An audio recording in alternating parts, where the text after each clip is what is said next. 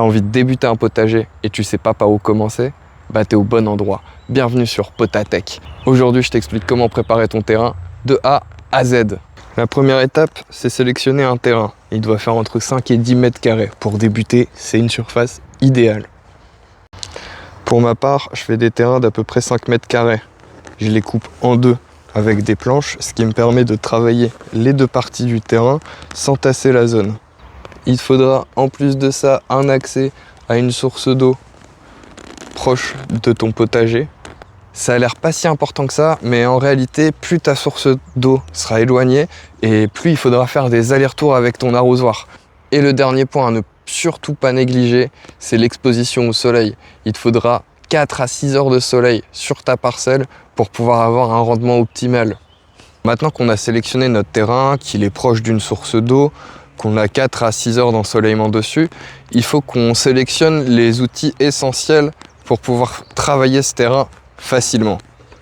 Le premier outil, celui qu'on utilisera en premier pour préparer notre parcelle, c'est la binette. La binette, elle permet d'enlever les mauvaises herbes en arrachant leurs racines. Pour l'utiliser, il suffit de racler la terre et les racines s'en vont. C'est l'un des outils que j'utilise le plus au jardinage car il permet aussi justement de retirer toutes les mauvaises herbes pendant les cultures, autour des cultures. C'est très pratique, ça permet de ne pas s'abaisser et une pomme de terre. Donc ça permet le nettoyage de surface. Et comme tu peux le voir, c'est très pratique.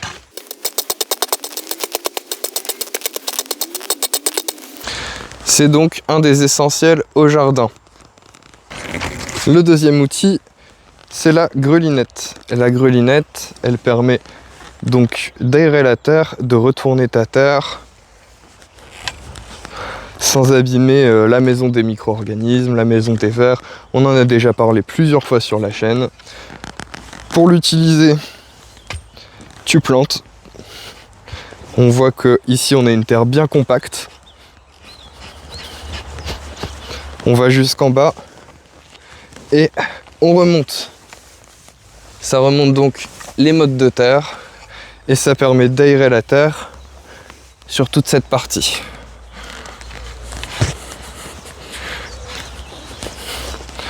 Voilà, tu plantes, bien entendu tu l'utilises en arrière pour ne pas retasser la terre sur ton passage.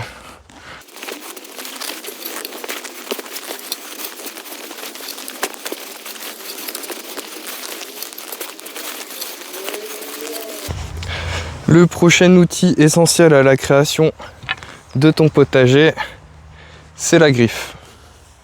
La griffe, elle, justement, elle va te permettre donc de casser toutes ces mottes et de récupérer tous les systèmes racinaires qui pourraient rester. Voilà, là il y a un reste de carottes, toutes les racines, ça remonte. Et ça permet donc de aussi décompacter toute la terre en surface, tout en remontant toutes les mottes, en cassant toutes les mottes. Voilà, ça fait remonter aussi toutes les mauvaises herbes, tout ce dont on n'a pas besoin sur notre potager. Tout ce qui pourrait nous empêcher donc d'avoir une bonne culture. Encore une fois, un outil essentiel.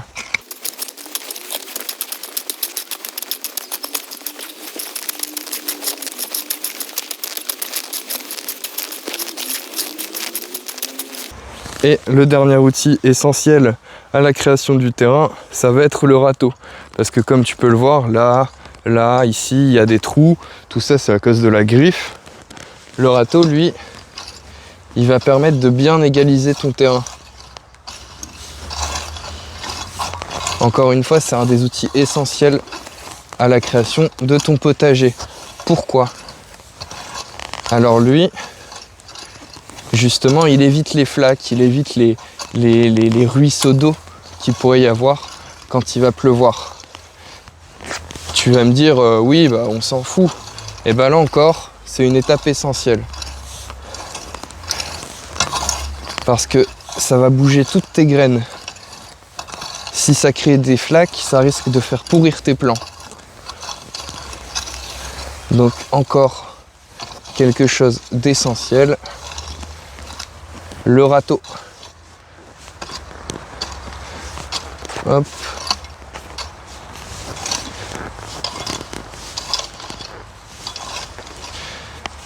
Alors, c'était le dernier outil essentiel pour la création du terrain. Mais dans les faits, à partir du moment où tu commences la création de ton potager, tu te retrouves avec tout un tas de mauvaises herbes.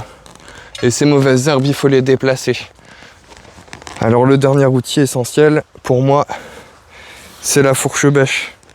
Parce que dès que tu as récupéré toutes tes mauvaises herbes, tous tes trucs, paf, hop, tu récupères, tu remontes. On a notre emplacement, on connaît les outils à utiliser, dans l'ordre en plus dans lesquels on les utilise, mais dans les faits, c'est pas aussi simple que tu viens de le voir. Bah oui, parce que moi je l'ai fait sur un terrain qui est déjà utilisé, où il suffisait juste de détasser légèrement la terre et de repréparer le sol. Parce que quand tu crées ton potager pour la première fois, tu es un petit peu sur une surface d'herbe. C'est un petit peu la faune ou alors la pelouse, je ne sais pas. Mais c'est pas aussi facile que passer un coup de binette et retirer quelques mauvaises herbes, puis passer un coup de grelinette et de griffe. Non, c'est un peu plus long. Donc comme je te l'ai dit, je commence par passer la binette. Je l'ai déjà fait ici, tu peux le voir. Hop. Une première fois, je la passe. Parce que oui, il faut la passer 2 fois. Et là, bien sûr, c'est bien plus long, c'est pas le même délire, tu vois. Mais si on s'y était prêt à l'avance, si on aurait commencé, si on aurait eu l'envie de jardiner à partir de cet hiver, on aurait juste couvert de paille, de carton ou autre, et toute cette zone n'aurait pas été, enfin toute cette étape en gros, bah t'aurais pu la passer parce que il n'y aurait pas eu de mauvaises herbes. Donc l'objectif, tu vois, c'est vraiment d'en récupérer un maximum. Ça va te permettre de délimiter ton terrain.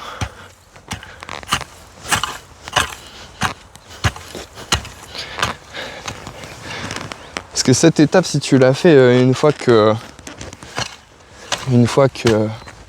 tu as passé la binette, une fois que tu as aéré, bah, elle est bien plus galère. Tu te retrouves avec plus de terre dans les mauvaises herbes que tu récupères. Et l'objectif, c'est de récupérer un maximum de ce que tu peux récupérer de cette étape. Ton terrain, il faut éviter un maximum de le laisser à découvert. Donc toutes les mauvaises herbes que tu vas récupérer là, tu vas pouvoir les faire sécher pendant 2-3 jours. Tu laisses ça dans un coin de ton potager et ça va te permettre de pouvoir le réutiliser en paillage par la suite. Cette étape, c'est un petit peu l'étape la plus longue, la plus fatigante et la plus relou.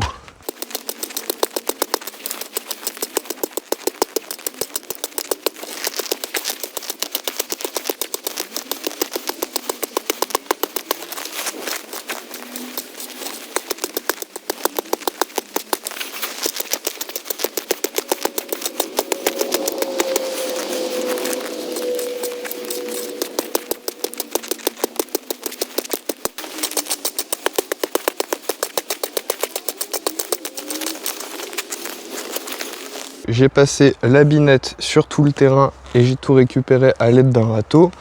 J'ai fait un petit tas juste là-bas sur mon deuxième terrain, le temps que ça sèche pour pouvoir le réutiliser plus tard sans doute sur la parcelle d'à côté où il y a mes pommes de terre. Maintenant l'objectif ça va être de passer la grelinette sur tout le terrain pour pouvoir aérer la terre.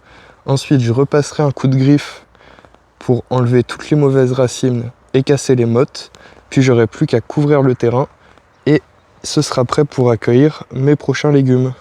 La grelinette, c'est un outil qui s'utilise en marche arrière, comme je te le disais tout à l'heure. Et sur un terrain comme celui-ci, bah, je me suis pris trop loin, mince. Il y a beaucoup de systèmes racinaires. Et le terrain est bien plus compact.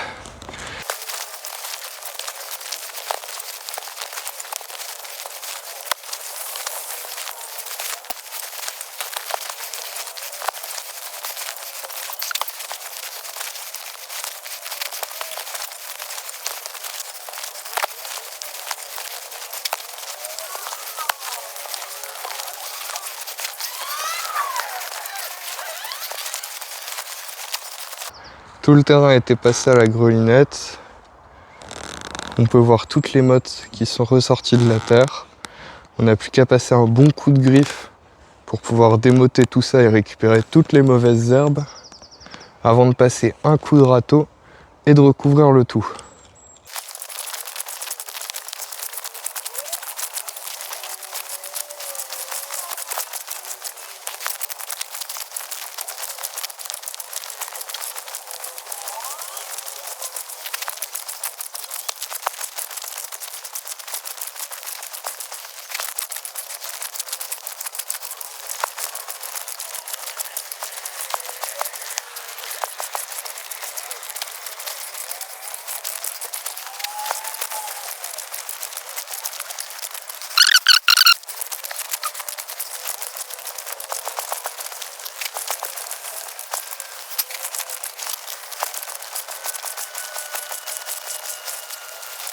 J'ai fini de passer la griffe.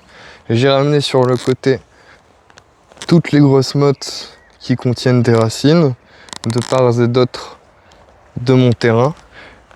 Comme tu peux le voir, le soleil commence à se coucher, alors bientôt on n'y verra plus rien ici.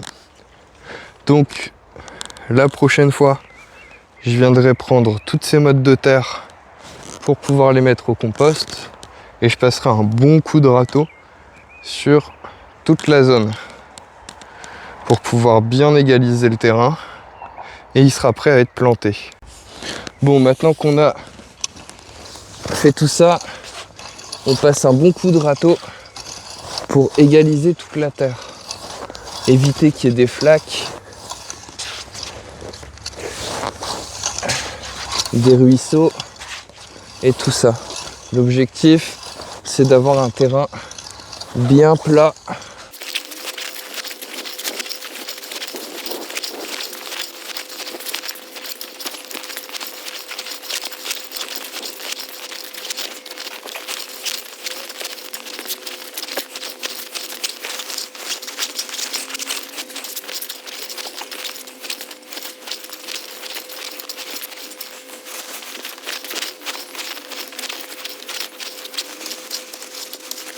Je te remercie d'avoir regardé la vidéo.